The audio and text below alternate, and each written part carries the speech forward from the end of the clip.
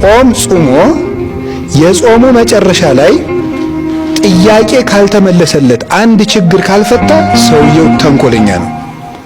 እናንተም ጭምር ማለት ተስፋ ላስቆርጣችሁ አይደለም፣ በቃ ናችሁ ማለት ነው። ገባችሁ? 3 መዝሙር የድንግል ማርያም ተዘምሮ የጌታ አንድ ከተዘመረ እሷ 3 ለ1 እየመራች የሚመስለው ሰው አለ። የምትበልጠው የሚመስለው ሰው አለ። በዓል ሲከበር እመቤታችን የበለጠች የሚመስለው ሰው አለ። ምን እንደሚያምን አላውቅም፣ ግን ስሙት። በጭንቀት ላላችሁ ኤአይ እናንተ በምትፈልጉት መልክ ብትፈልጉ ከሳይንሱ ብትፈልጉ ከመጽሐፍ ቅዱሱ አድርኛስ ከብኝስ የሚያስናና ቃል ምክር ወደኛ ወንደም ታውቃላችሁ። ኤአይ ብዙ ነገር መሆን ይችላል። ኑ ስምንተኛው የሚያወራ መጽሐፍ ቅዱስ ላይ የለም። ይሄ ዝም ብሎ 8000 የሚል ወይም ደግሞ አሁን ስላለው ነገር እግዚአብሔር ዘመናትን እንደፈጠረልን ይናገራል። ከተጠየቀበት አውድ ስናየው 8ኛው ሺህ ላይ ዓለም ያልቃል፣ ዓለም ይጠፋል የሚል ትምህርት ቤተክርስቲያኒቱ የላትም። በነገራችን ላይ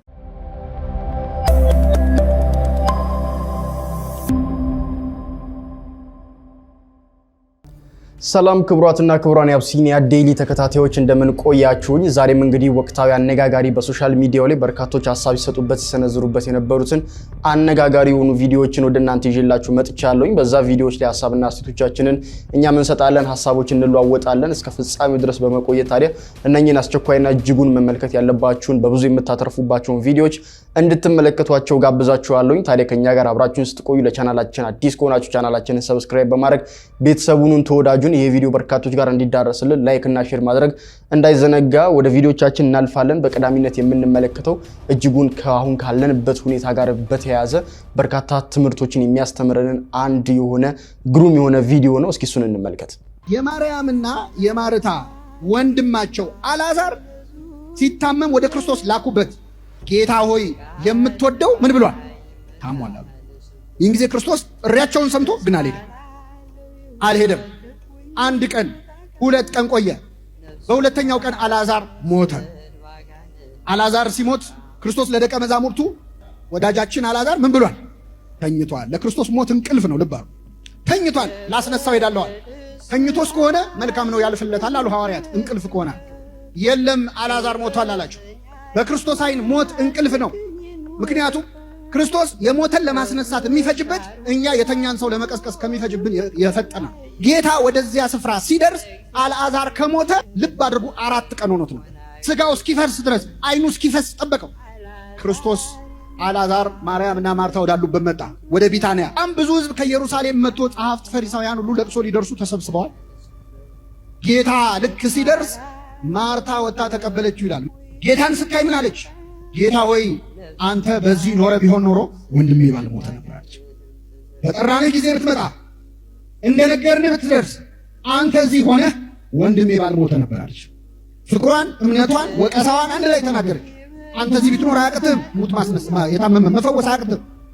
ግን ደግሞ ምነው እንደነገርንህ አልመጣህም? አምነንብህ አልነበር ወይ? ይህን ጊዜ ጌታ ወንድምሽ ይነሳል። ይህንን ሲላት ማርታ ምን አለች? በመጨረሻው ቀን በትንሣኤ እንደሚነሳ አውቃለሁ። አዎ ጌታ ምን አላት? ትንሣኤና ሕይወት እኔ ነኝ። በዕለተ ምጽአት መጥቼ ሙታንን ማስነሳቸው እኔ ነኝ። ስለዚህ እኔ እስክመጣ ምን አስጠበቀሽ? እኔ እዚሁ አጠገብሽ አለሁኝ። ወንድምሽን ላስነሳው እችላለሁ። ይህንን ታምኛለሽ አላት። ይህንን ታምኛለሽ ሲላት ምን አለችው መሰላችሁ? አንተ የእግዚአብሔር ልጅ እንደሆንክ አምናለሁ። ይህንን ብላ ወደ ለቅሶ ቤቱ ተመለሰች ይላል። ወደ ለቅሶ ቤቱ ስትመለስ ማርያም ከእንግዶች ጋር ቁጭ ብላለች፣ እንደ ልማዷ ማለት ነው። ነይ ብላ ጠራቻት። ነይ ብላ በስውር ጠራቻት። መምህሩ ይጠራሻል አለች። ማርያም ብን ብላ ወጣች። ብን ብላ ስትወጣ ለቅሶ ሊደርሱ የመጡ ሰዎች ሁሉ ልታለቅስ ወደ መቃብር ልትሄድ ነው ብለው ተከትለዋት ግር ብለው ወጡ። ወጣ ኮረብታው ላይ ስትደርስ ክርስቶስ ቆሟል። እግሩ ስር ወደቀች። አንተ በዚህ ኖረ ቢሆን ኖሮ ወንድሜ ባልሞተ ነበር። ምን አይነት ቤተሰብ ነው! እህቷ ያለችውን ደገመችው። አንተ ብትኖር ወንድሜ አይሞትም ነበር አለች። አለቀሰች። ሁሉም አንድ ላይ ሲያለቅሱ ክርስቶስ በመንፈሱ ታወከ፣ እንባውንም አፈሰሰ ይላል። ኧረ አስነሳዋለሁ፣ የምን ለቅሶ ነው? ተረጋጉ አላለም ጌታ። አሁን ከ5 ደቂቃ በኋላ እኮ ይነሳል፣ አቁሙ ለቅሷችሁን አላለም። እንባውን አፈሰሰ። እንደውም አይሁድ እንባውን ሲያፈስ ሲያዩ እንዴት ይወደው ነበር አሉ ይላል። እንዴት ቢወደው ነው? ምን ነው እንዲህ ከወደደው ቀደም ብሎ መጥቶ አያስነሳውም ነበር? እውሩን ያበራ ይህን በሽተኛ መፈወስ ይችል የለ? ይህን ጊዜ ጌታ ወዴት ቀበራችሁታል? መቃብሩ ያለበትን አሳዩት፣ ድንጋዩን አንሱት አላቸው። ማርታ ቀረብ አለችና ጌታ ሆይ 4 ቀን ሆኖታል ይሸታል አለችው። ገሰጻት። ብታምኚ የእግዚአብሔር ክብር እንድታይ አልነገርኩሽምን? ከዛ ወደ መቃብሩ ቀረበ። አልዓዛር ወደ ውጭ ና አለ። አልዓዛር ወዲያውኑ መግነዙ እንደተጠመጠመ ከመቃብሩ ወጣ።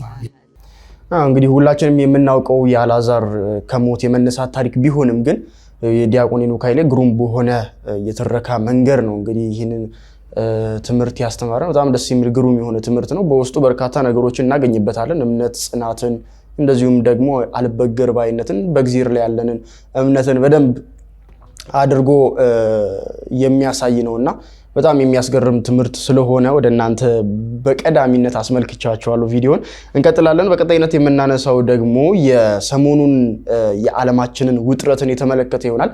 ከዚህ በፊት መምህራችን መጋቢ አዲስ ዶክተር ሮዳስ ታደሰ ስለ ዓለም ጦርነት ስለ መጨረሻው ዘመን በአጠቃላይ በርካታ ትምህርቶችንና በርካታ ሐሳቦችን ሲያነሱ ነው የምናውቃቸው። በተለይም ደግሞ በአንድ ወቅት ላይ ትዝ የሚላችሁ ከሆነ የኤፍራጥስ ወንዝ የመድረቅ ምልክት ማሳየቱ ምናልባት ለዓለም ፍጻሜ ምናልባትም በዮሐንስ ወንጌል የተጠቀሰውን በማንሳት እንግዲህ በርካታ ሐሳቦችን ሲያካፍሉ ነበረ።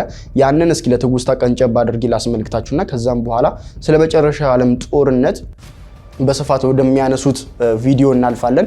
በተለይም ደግሞ በተለይ አልበርት አንስታይን በሶስተኛው ዓለም ጦርነት በምን እንደሆነ አላቅም፣ አራተኛው ግን በእንጨትና በድንጋይ እንደሆነ አውቃለሁ ብሎ የተናገረበትን ንግግርም ኒው ዶክተር ሮዳስ ታደሰ በማንሳት እንግዲህ በጣም ትልልቅ የሆኑ ሐሳቦችን አካፍለውናል። እስኪ እነሱን ቪዲዮዎች በተከታታይነት እንመልከት።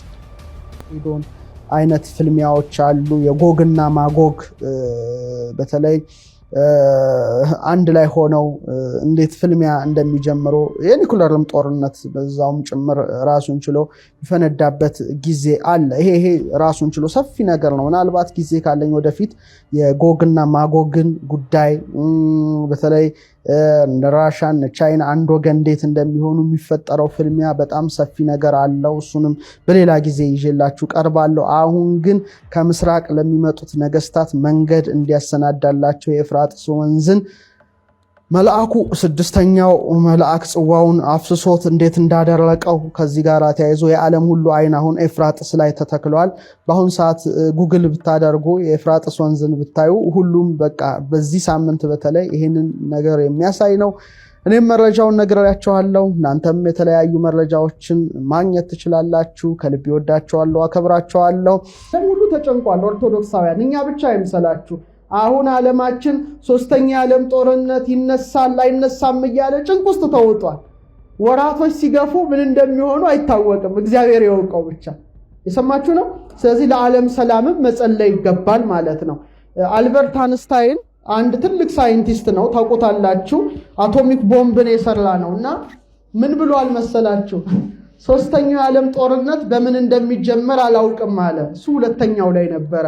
4ኛውን ግን አውቀዋለሁ አለ። አይገርምም? 3ኛውን አላውቅም፣ 4ኛውን አውቀዋለሁ። 4ኛው የዓለም ጦርነት የሚጀመረው አለ አሁን 1 አልፏል፣ 2 አልፏል። 2ኛው የዓለም ጦርነት 60 ሚሊዮን ሰዎች አልቀዋል። 3ኛውን አላውቅም አለ። ያውቃል እኮ እሱ አውቆ ነው ያላወቀው። 4ኛው ግን ሊሆን የሚችለው ጦርነቱ በእንጨትና በድንጋይ ነው አለ። በምንና በምን ምን ማለቱ ነው? 3ኛው የዓለም ጦርነት ከተነሳ በኒውክለር ነው ማለቱ ነው። ኒውክለር ከተተኮሰ ደግሞ አሁን የምታዩት ፎቅ ምናምን የሚባል የለም። ዓለም ሁሉ ወድማ ወደ ኋላ ተመልሳ ሰዎች እንደ ድሮ ዘመን በእንጨትና በድንጋይ ይደባደባሉ ማለት ነው። ከባድ ነው አይደለም? በጣም ከባድ ነው። ኦርቶዶክሳውያን ነራሻ ከ10,000 በላይ ኒውክለር ታጥቀዋል። አንድ ኒውክለር ተተኮሰ ማለት ምድርን 10 እጥፍ ያርሳታል ማለት ነው። ቀላል አይደለም። አንድ ነገር መጫን ብቻ ነው የሚፈልገውና የዓለም መንግስታትም ውጥረት ውስጥ የገቡበት ዘመን ስለሆነ እግዚአብሔር የሚያመጣው ነገር አይታወቅም።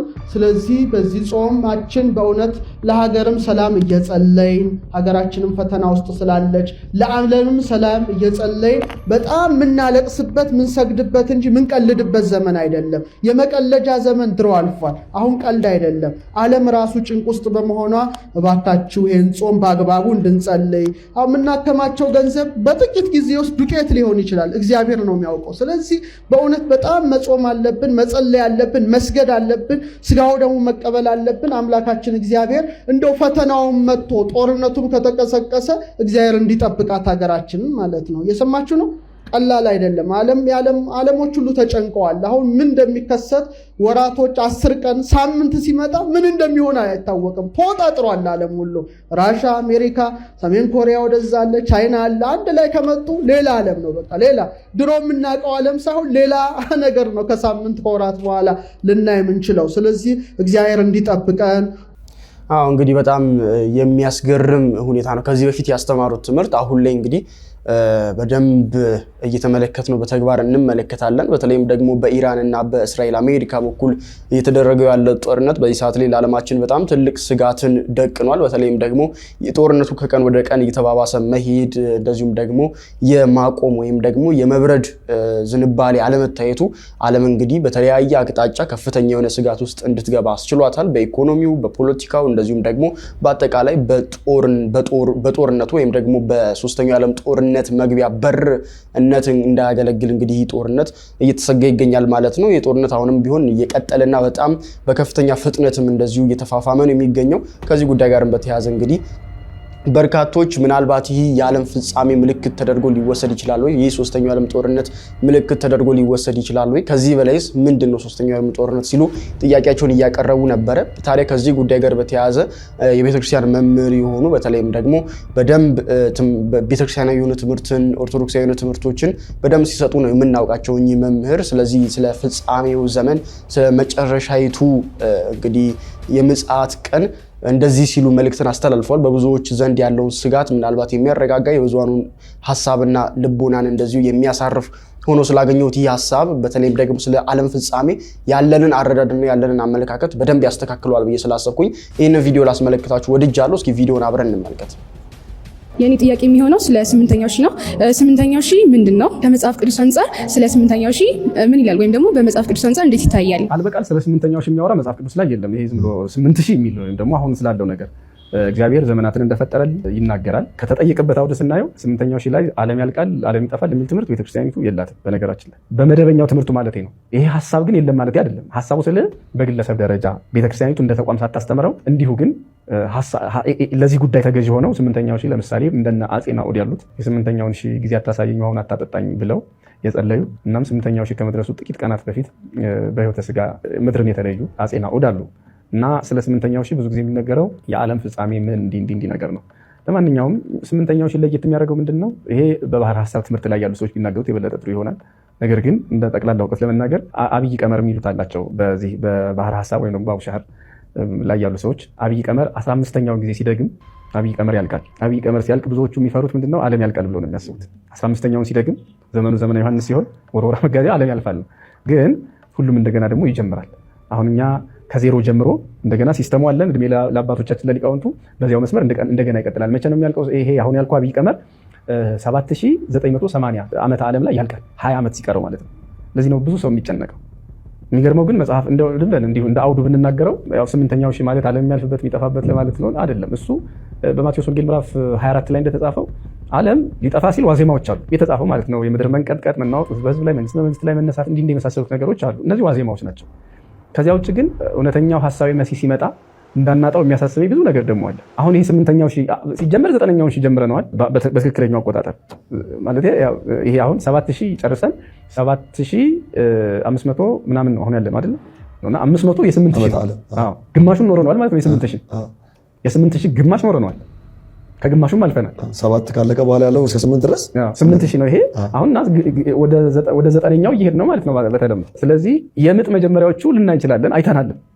ይሄ ማለት ግን ሁሉ ነገር እንዳለቀለት ሆኖ አንዳንድ ጊዜ ኤፍራጥስ ደረቀ ተብሎ ዝም ብሎ መጫጫህ እንትና በዚህ በኩል ፍልስጤምና እስራኤል ተወራወሩ ብሎ ሁሉን የዘመን መጨረሻ አድርጎ መጫጫህ እኔ በጣም የሚያሳገኝ በተለይ ምዕመናኑ አሁን እኔም የሆነ እንደው ለአድማጭም ይሆን ጆሮ ቀልብ የሚስብ ብሎ አዎ ይሄ ዓለም ፍጻሜ ነው፣ አዎ ትክክል ነው የሚል ነገር ብዙ የምንናገረው ነገር እኮ ሊኖር ይችላል። ግን የምጥ መጀመሪያዎቹ ናቸው ነው የሚለው።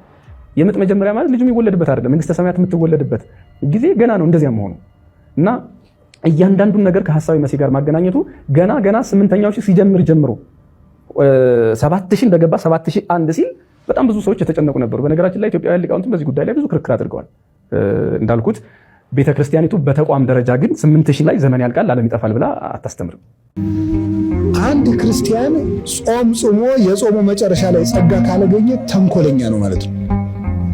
እርግጠኛ ሆኜ ነው የምነግራችሁ ይሄን ማለት ነው። አንድ ክርስቲያን ጾም ጾሞ የጾሙ መጨረሻ ላይ ጥያቄ ካልተመለሰለት አንድ ችግር ካልፈታ ሰውየው ተንኮለኛ ነው። እናንተም ጭምር ማለት ተስፋ ላስቆርጣችሁ አይደለም፣ በቃ ናችሁ ማለት ነው። ገባችሁ? የጾሙ መጨረሻ ላይ አንድ ችግር ካልፈታችሁ ተንኮለኛ ሰዎች ናችሁ። ገባችሁ? ጻድቅ ሸተትኩ መሰል። ችግር የለም። ጉዳዩ አሁን መዳናችን ነው እንጂ እናንተ ስለኔ ያላችሁ አስተሳሰብ ስላልሆነ ችግሩ እሱ ችግር አይሆንም። እንደምንም አድርጋችሁ ሳልኝ፣ ዋናው መጽደቃችሁ ነው። ስለዚህ ችግር አለብን ማለት ነው። አያችሁ? እዩትማ የነነዌ ሰዎች 3 ቀን ጾሙና ጥያቄ ተመለሰ አልተመለሰም? ተመለሰ። የሀገር ጥፋት ቀረ ማለት ነው። እኛ ጾም ጾመን ለምንድነው መልስ የማናመጣው? ተንኮለኛ ስለሆነ ነው። አባ ጴሜን የሚባል አባት አፋችን በጾምና በጸሎት ሸተተ፣ ልቡናችን ግን በተንኮል የታሰረ ነው ይላል። ሰው አፉ እስኪሸት ድረስ በሳምንት 5 ቀን ቢጾም ተንኮለኛ ከሆነ የምግብ አድማ ነው እንጂ ጾም አይደለም። ምንም ትርጉም የለው። እንደው ለድንግል ማርያም የሚሰጠው ቦታ ትንሽ አልበዛም ወይ? እንደው እግዚአብሔር ቅር እንዳይለው ብሎ የሚከፋው ሰው ሁሉ የሚጨንቀው ሰዋል።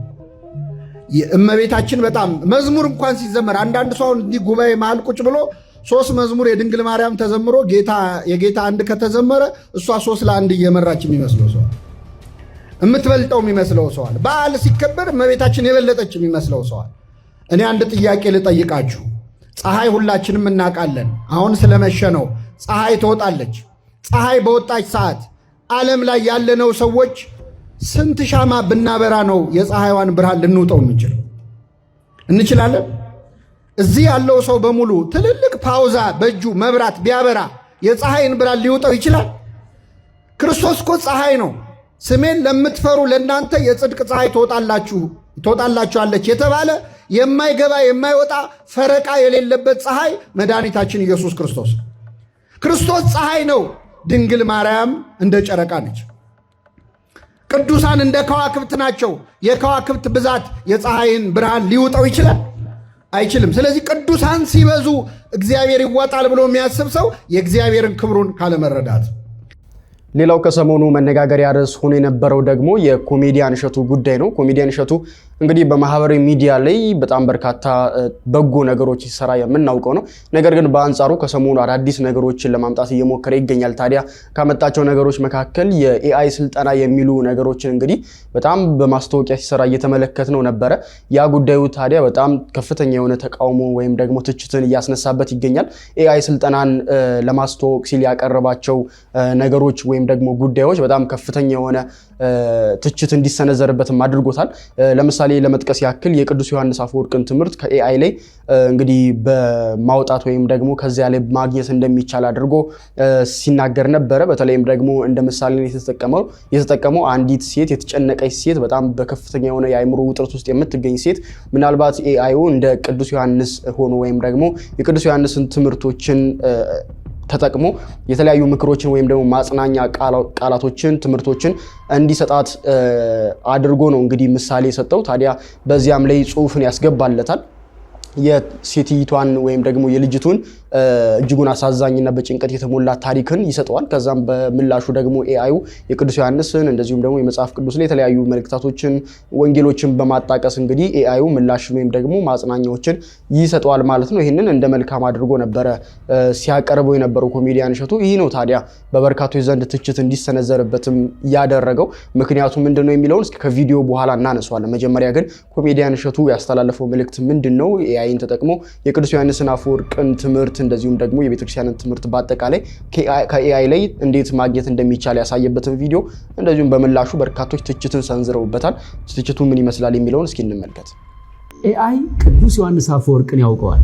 እንደ ቅዱስ ዮሐንስ አፈወርቅ ሆነ የተባረከ የሚያሳምን የእግዚአብሔር ቃል ንገረኝ፣ እነዚህ ሁለት ሰዎች ላወዳድር አይደለም የመጡት። ትንሽ ያሳዘነኝ ነገር ስላለ ነው። እሳቸው የሮሙ ፖፕ ታውቋቸዋላችሁ አይደል? ሰሞኑን ለፕሪስቶቹ ምን አይነት መግለጫ ሰጡ መሰላችሁ? ቄሶቹ አይ ቲንክ በተደጋጋሚ ከቻት ጂፒቲ ላይ ስብከቶችን፣ ጽሁፎችን አይ ቲንክ እያወጡ ለህዝቡ ማስተማር ጀመሩ። ስራ እያቀለሉ በእነሱ ቤት ማለት ነው። እሳቸው መድረክ ላይ በግልጽ ወጥተው ቻት ጂፒቲ ማስተማራችሁን ወይም ከቻት ጂፒቲ የእግዚአብሔርን ቃል ማጣቀስ አቁሙ የሚል ስትሬት የሆነ መልእክትን ያስተላልፉት። ከዛ ውጭ ደግሞ ለህፃናትም እንደዛ መልእክት አስተላልፏል። ሆምወርካችሁ ቻት ጂፒቲ ሊሰራው ይችላል፣ አዎ ስማርት ነው፣ ግን ደግሞ በራሳችሁ ስሩ። ያ መንገድ ሰፖርት የሚደረግ አይደለም፣ በቃ እናንተን ማንነታችሁን ይጎዳል ብለው ማለት ነው። ይሄ ግለሰብ ደግሞ ምን እንደሚያምን አላውቅም፣ ግን ስሙት። በጭንቀት ላላችሁ ኤአይ እናንተ በምትፈልጉት መልክ ብትፈልጉ ከሳይንሱ ብትፈልጉ ከመጽሐፍ ቅዱሱ አደገኛ ክብ የሚደርስ የሚያስናና ቃል ምክር ጓደኛ መሆን እንደሚችል ታውቃላችሁ። ኤአይ ብዙ ነገር መሆን ይችላል። ኑ ይህንን አጭር ስልጠና ውሰዱ።